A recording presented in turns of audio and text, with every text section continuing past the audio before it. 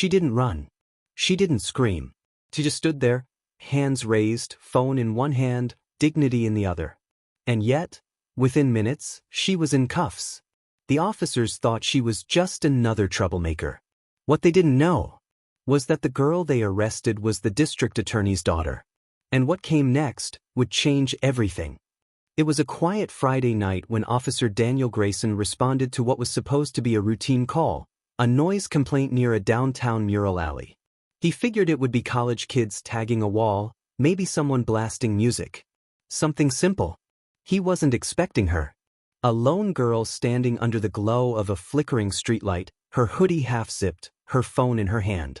She didn't say anything when the cruiser pulled up. She didn't wave, didn't walk away. She just waited. Grayson stepped out. "What's going on here?" She turned slightly and said, "I was recording something." Before she could explain, his partner, Officer Mackey, was already walking toward the wall. Fresh red spray paint dripped down a mural of a black firefighter. The paint was still wet. "Caught in the act," Mackey said. "I didn't do that," she said flatly. "You got the phone. No ID. You're standing here alone. Looks like you did." "I recorded the guy who did." "He ran when you pulled up." Grayson raised an eyebrow. "Then why didn't you say that the second I got out of the car?" She hesitated. And that pause was all it took. Grayson saw it as defiance. Mackey saw it as guilt. "You got a name?" Grayson asked. She didn't blink. "I want a lawyer." The cuffs were cold. She didn't resist. She didn't speak on the drive back to the station. And that, more than anything, put Grayson on edge. Most people plead. Some yell. A few curse. But silence? Silence was the kind of confidence that made him nervous. In the holding room, she kept her eyes low, her voice soft. Mackey tossed the report on the table. "She's playing us. Wants to make it a race thing. Or a legal thing. We need to book her fast." Grayson hesitated. "We don't have anything solid yet." She refused to identify herself. She matched a witness description. That's obstruction. Besides, Mackey smirked, maybe a night in here will change her attitude. She said nothing when they fingerprinted her. Said nothing when they put her in the cell. But her silence wasn't fear. It was precision. Like someone waiting for the exact moment to strike. 2 hours later, Grayson found a note on his desk. Detainee listed emergency contact as Eloise Carter. His stomach turned. Eloise Carter. District attorney. Unshakable. Feared by defense attorneys, admired by victims' families, and known for dismantling crooked cops like chess pieces. She had one daughter. Rarely seen in public. Extremely protected. Grayson's hands went cold. He stood, walked back to the cell, and saw her again. Same hoodie, same stillness, same unreadable eyes. "What's your name?" he asked again. This time she met his gaze. "You already know," she said. It was her voice. Cold. Certain. Grayson stepped back as the weight of the mistake hit him. They hadn't just arrested the wrong person. They had arrested the district attorney's daughter. Without cause. Without a warrant. Without even checking the footage she tried to show them. Grayson turned to Mackey. "We need to fix this. Now." Mackey scoffed. "Fix what?" "We followed procedure." "No, we didn't," Grayson snapped. "We assumed. We dismissed her. And we just booked Sienna Carter without a shred of real evidence." Mackey paled. He knew the name too. And suddenly, the gravity of what they'd done sank in like ice water. The girl they had treated like a criminal? She came from a family that made criminals tremble. And worse? They had underestimated her. Back in the holding room, Sienna sat quietly. When Grayson returned, she was already standing. "I'd like my call now," she said, voice steady. Grayson nodded slowly. She picked up the receiver. "Mom," she said. "It's me." The pause. "They arrested me." Another pause. "No, don't come yet. Let them finish the report. I want to see how far they go." She hung up, turned around, and smiled. Not a smug smile. Not cruel. Just one that said, "You've already lost." By the time District Attorney Eloise Carter arrived, The entire precinct was holding its breath. She didn't slam through the doors like a mother in panic. She didn't bark or rage or demand. She walked in, silent and cold. And that was far more terrifying. Detective Avery from upstairs saw her first. He stepped aside immediately, eyes wide. One by one, officers stood straighter, fell silent, moved out of her way without a word. No one asked who she was. They already knew. Officer Grayson heard the footsteps before he saw her. Measured. He turned to find her already at his desk. Her coat was still buttoned, her expression unreadable. She didn't offer a greeting. "Where is she?" Eloise asked. Grayson opened his mouth, but no sound came out. "I'm not here to make a scene, officer," she continued, her voice like sharpened glass. "But if I don't see my daughter in the next 60 seconds, I'll make sure this entire building is on the front page of every news outlet before morning." Grayson nodded once and led her down the hall. Sienna was still seated in the interview room, calm as ever. She didn't look up when her mother walked in. Eloise stood across the table and simply said, "Are you hurt?" "No." "Did they search you?" "Yes." "Did you speak?" "Only once. I asked for a lawyer." Eloise exhaled, "Just once." "Good." They stared at each other for a beat too long. A wall existed between them, one built from years of political distance and emotional caution, but there was respect in the silence. "I'm getting you out," Eloise said. "I know," Sienna replied. Meanwhile, in the observation booth, Officer Mackey was sweating. "I didn't know who she was," he hissed. "You didn't care," Angela Myers said, arms crossed beside him. The internal affairs officer had arrived only minutes after Eloise. She hadn't spoken much either, but she was writing everything down. Every misstep, every quote, every unchecked assumption. "You had a witness," Mackey stammered. "You had a vague description," Angela corrected. "You never looked at the footage she offered. You never asked for ID. You didn't even Mirandize her." Mackey swallowed hard. "She's the Dace daughter," he whispered. Angela's expression didn't change. "She's also a citizen." Grayson sat in his cruiser hours later, the weight of the night sitting on his shoulders like wet cement.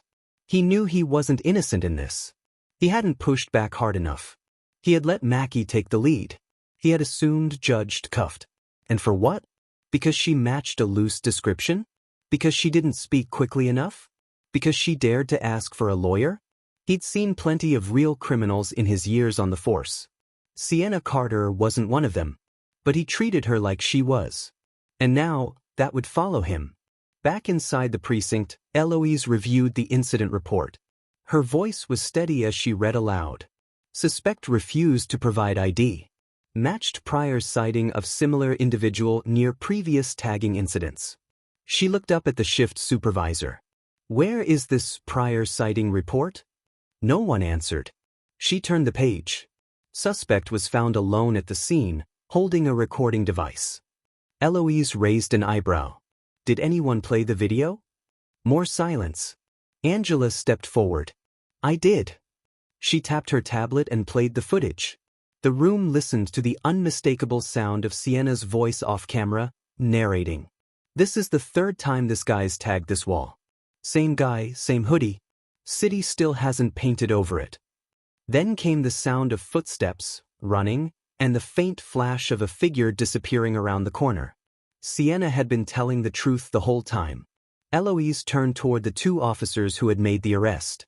Her voice was quiet. "I'm not pressing charges. Not yet. But make no mistake, this incident isn't going away. My daughter will walk out of here tonight. You, on the other hand, will be answering for every decision you made after she said the words, 'I want a lawyer.'" Grayson didn't speak. Mackey looked like he wanted to disappear. Eloise turned to Sienna. "Let's go." Sienna stood. As she passed by the officers, she looked Grayson in the eye. And said, with absolute calm, "You thought I didn't matter." Then she walked out. But the next morning, she'd matter to everyone. Because a phone call had already been made to a journalist. And that journalist already had the story. And within 24 hours, a headline would go viral. Dace's daughter wrongfully arrested for crime she tried to report. Body cam footage missing. Video evidence ignored. The fallout had just begun. And the courtroom? That was where the real story would unfold. The footage was gone. Not corrupted. Not mislabeled. Gone. Officer Grayson stood at the review desk staring at the empty folder where his body cam footage should have been. "You sure it was uploaded?" the tech asked, his fingers clicking across the keyboard. "I pressed upload before I clocked out. I watched the bar fill up," Grayson said. "It was there. Then someone wiped it." The next morning, the station was quiet, but not the good kind. The kind that hums with suspicion. The kind where conversations cut short when someone walks into a room. Where glances are passed behind coffee mugs and silence says more than words ever could. The Sienna Carter arrest was all over the news. Dace's daughter arrested without cause. Body cam footage unavailable. Justice for some? Grayson passed the front desk, and two junior officers stopped talking the moment he walked by. He didn't need to hear them. He knew what they were saying. Angela Myers was already back in the building. She didn't carry a badge anymore. Internal Affairs worked from paperwork, not pistols, but her presence turned stomachs and tightened backs. She sat across from Grayson in the small interview room again. Same notepad, same steady gaze. "Tell me exactly what happened when you uploaded your footage." He recited the same story. "Login. Vote. Watch the screen. Lock up.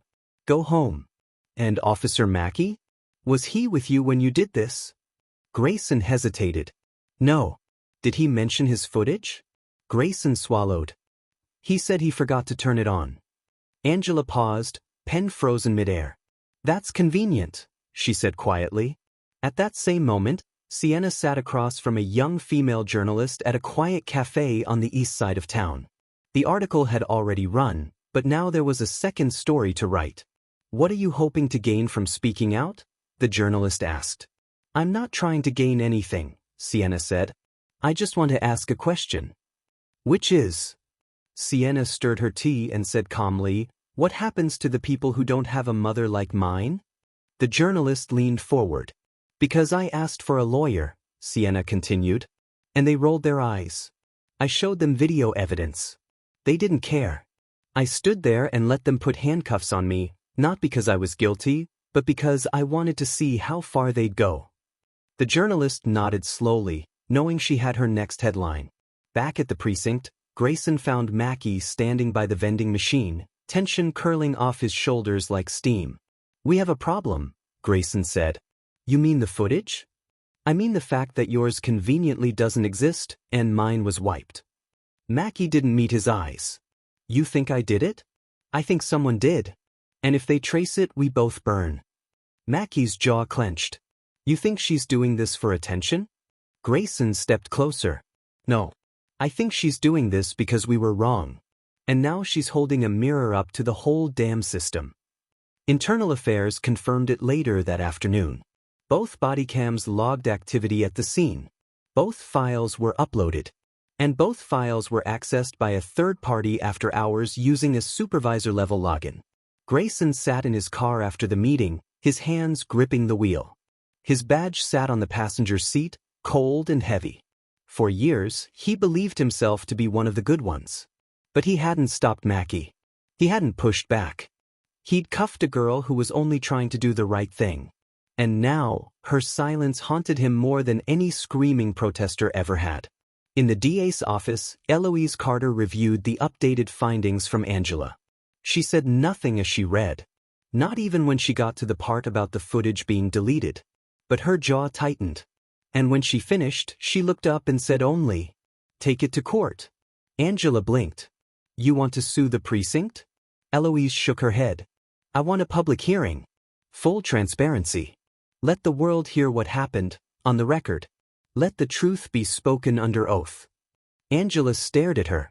"You sure that's what your daughter wants?" Eloise didn't smile. "She's the one who asked for it." At the center of it all, Sienna sat in her bedroom, lit only by her desk lamp and the glow of her laptop. The mural video played on loop. The man in the hoodie running into the dark. She didn't want to be famous. She didn't want revenge. She wanted one thing. For them to say it. Out loud. "We were wrong." The hardest thing for Eloise Carter wasn't the arrest. It was the silence that followed. She had seen her daughter bruised before, on soccer fields, in middle school scuffles, from late nights studying until her eyes burned. But this was different. Sienna hadn't said much since coming home.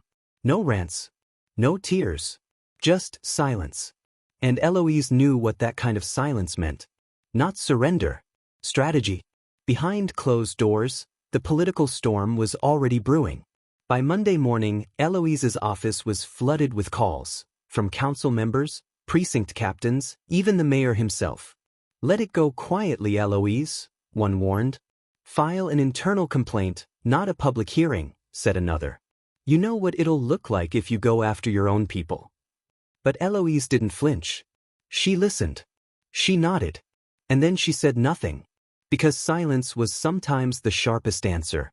At home, Sienna reviewed the formal request Angela had drafted, a public hearing on the arrest, complete with witness testimonies, body cam system audit, and official station transcripts. "Are you sure?" Angela asked. Sienna closed the file slowly. "I'm sure. You know this won't just affect you. It'll drag your mother into the crossfire. The press, the public." Sienna looked up. "Then maybe the public needs to see what power actually looks like when it's uncomfortable." Angela nodded. That was the moment she knew. Sienna Carter wasn't fighting because she was the DA's daughter. She was fighting because she had the strength the DA had once forgotten. The hearing was approved. Public. Televised. The date was set, 2 weeks out. In the meantime, the city buzzed. Talk radio lit up with speculation. Was it police misconduct? Was it a setup? Should the DA recuse herself? On social media, people took sides. Some called Sienna brave. Others called her privileged.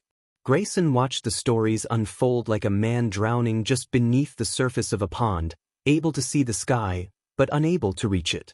He'd submitted his written apology to IA. He hadn't spoken to Mackie since the last meeting. But guilt settled into his bones like winter. And it wasn't letting go. Back in the DA's office, Eloise stood staring at a photograph on her shelf. Sienna at 12, holding a debate trophy. Proud. Fierce. Unapologetic. "She's just like you," Angela had said once. But that wasn't quite true. Sienna had something Eloise had buried years ago, before politics, before strategy, before compromise. Conviction. And Eloise knew, deep down, that Sienna wasn't just doing this for herself.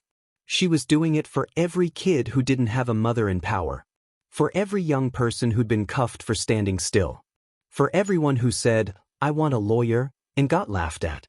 Grayson sat alone in the hearing prep room, going over his notes. He'd chosen to testify. He didn't have to. IA wasn't forcing him. No one was. But he knew the truth had a weight. And it would crush him if he didn't carry it. He would be the first to speak on the day of the hearing. And when he did, he planned to say the words no one in uniform ever wanted to say. "I was wrong." Sienna visited the mural one more time before the hearing. It had been cleaned. The firefighter's face restored. A small bouquet of wildflowers now sat at the base of the wall. She stood in the same spot she had the night of the arrest. Same place. Same angle. But now the city saw her. Now she wasn't invisible. She held her phone in her hand and hit record. "This is where I stood when they cuffed me," she said softly. "This is where I watched someone run away while I was blamed for his mess. This is where I stayed silent. Because sometimes, silence is the only thing loud enough to be heard." The room wasn't a courtroom, but it felt like one. It was the City Oversight Board's public hearing chamber, walls paneled in dark oak, microphones placed at every seat, and a row of cameras broadcasting everything live to the public. Every chair was filled. Reporters, activists, legal aides, and citizens packed the gallery. They weren't just watching. They were waiting for a confession, for a collapse, for someone to finally say what everyone feared to admit. At the center sat Sienna Carter. Not flanked by security. Not dressed for drama. Just a navy blazer, no makeup, no theatrics, just calm readiness. The kind of quiet that speaks louder than outrage. To her left sat her mother, Eloise Carter, hands clasped in front of her, eyes unreadable. On the other side of the aisle sat Officers Grayson and Mackey. 2 names, 1 story, and 1,000 questions waiting for answers. Angela Myers opened the hearing. Her tone wasn't accusatory. It was factual, focused. "This isn't a trial," she began. "This is a request for accountability. The question is not whether a crime was committed, it's whether a system built to protect justice failed to recognize it." She paused. "And if that system failed even the daughter of the most powerful legal figure in our county, what happens to the rest of us?" Silence. "And then, I call Officer Daniel Grayson." Grayson approached the stand slowly. The cameras clicked. His badge was still pinned to his chest, but it felt heavier than ever. He sat, cleared his throat, and said, simply, "I was wrong." No build-up, no excuses, just truth. "I approached Sienna Carter based on an assumption. She matched a vague description. She was alone at the scene. She didn't offer ID immediately. And I made a call, one I believed was right in the moment. It wasn't." He paused, eyes scanning the room. "She offered video evidence. I didn't review it. She asked for a lawyer. I dismissed it. She was calm. I read it as defiance. I interpreted everything through a lens of guilt until proven otherwise." He looked straight at Sienna. "And I was wrong." Angela leaned forward. "Were you aware at the time that the footage was later deleted?" Grayson hesitated. "I found out the next morning." "Do you know who deleted it?" He shook his head. "No. But the system showed it was accessed by someone with supervisor credentials after hours." Angela turned to the board. "And did Officer Mackey have access to those credentials?" A murmur rolled through the gallery. Grayson hesitated again, then nodded. "Yes." Angela nodded. No further questions. Next up, Officer Mackey. He walked to the stand with a tight jaw and a stubborn glint in his eye. This was not a man ready to fall on his sword. Angela didn't flinch. "Officer Mackey, can you confirm whether your body cam was active the night of the arrest?" "I can't confirm that it was," he replied stiffly. "You mean it wasn't?" "I forgot to turn it on." "You forgot?" "It happens. It was a routine call." Angela stepped closer. "Is that why you also forgot to ask for her ID? Forgot to review her footage? Forgot to Mirandize her? Or was that something else?" Mackey's face tightened. "I made a call based on what I saw." "You made a call based on what you assumed," Angela shot back. "And when the truth threatened that assumption, the footage disappeared." "I didn't delete anything." Angela raised a brow. "But you had access, didn't you?" He didn't answer. Not yes. Not no. Just silence. The room shifted. And that silence said more than 1,000 words. Sienna didn't smile. Didn't flinch. She just watched. Because this wasn't about revenge. This was about seeing the truth come out without needing to raise her voice. Finally, Angela called her to the stand. Sienna sat, adjusted the microphone, and took a breath. "On the night of the arrest, I wasn't doing anything illegal. I wasn't tagging the wall. I wasn't running. I wasn't yelling. I wasn't resisting. I was filming a repeat vandal so I could send it to the city anonymously." Angela nodded. "Why anonymously?" "Because I've seen how power works. I didn't want people to say I only got justice because of who my mom is." Angela paused. "And did that protect you?" Sienna looked down. "No, it didn't." The final moment came with one simple question from the board. "Miss Carter, what do you want from this hearing?" Sienna looked up and said, "I want the people who cuffed me to understand that silence isn't a confession, that asking for a lawyer isn't disrespect, that standing still isn't a crime. And I want every officer in this city to ask themselves one question before they put cuffs on someone again. What if this was someone I knew? Because that night, they didn't see a daughter. They didn't see a citizen. They saw a problem. And that should scare all of us." There was no gavel. No dramatic sentence. No courtroom applause. The board took only 30 minutes to reach a decision. The findings were clear. Officers Grayson and Mackey failed to follow proper arrest procedures. Miranda rights were not issued. Exculpatory evidence was ignored. The deletion of body cam footage showed clear misconduct, though no individual admitted responsibility. The consequences? Officer Mackey was dismissed. Officer Grayson was placed on unpaid suspension and ordered to complete retraining, pending a departmental review. But Sienna hadn't come for their jobs. She'd come for something harder to earn. Acknowledgement. Outside the chamber, a storm of cameras waited. Dozens of reporters. Flashes. Questions flying like arrows. Sienna paused on the courthouse steps but didn't speak. Instead, Eloise stepped forward, not as the DA, but as a mother. My daughter was arrested without cause. But what happened here wasn't just about her. It was about power, about assumptions, about what justice looks like when no one's watching. She looked to the cameras. And I want the public to know this, Sienna never asked for special treatment. She asked to be seen. Then, without another word, they left. No interviews. No soundbites. Just silence. Later that night, Grayson stood in front of the mural. Alone.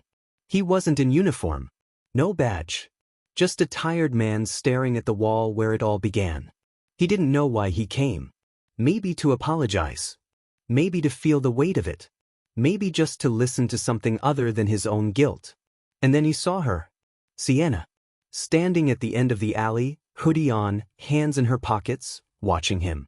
They locked eyes. No words. Grayson gave a single, almost imperceptible nod.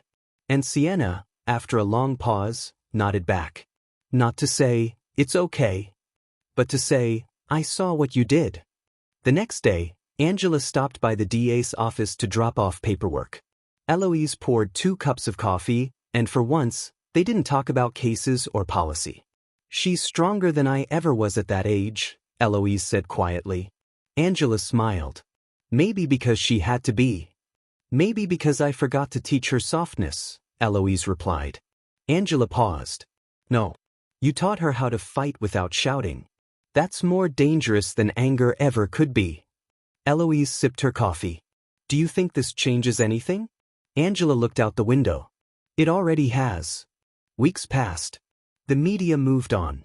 Another scandal. Another story. But something subtle remained. More officers began wearing body cams more carefully. Precincts held internal review sessions. New recruits were required to take a new class: bias, power, and the law. And in the back corner of the city library, a small framed photo was added to the Voices of Reform wall. It showed a girl in a navy blazer, standing at a podium, looking not angry, but determined. Below it, a quote: "Ask yourself before the cuffs. What if this was someone I knew?" Sienna Carter. One morning, Sienna walked past the mural again. It had changed. Not the firefighter. He remained bold, proud, his face painted with purpose. But now beside him, in smaller detail, was another figure, a young woman, standing silently, holding a phone to the sky like a lantern in the dark. Sienna smiled softly and kept walking, because she didn't need the last word. She already had the truth. Sometimes, justice doesn't scream. It whispers and waits for the world to listen.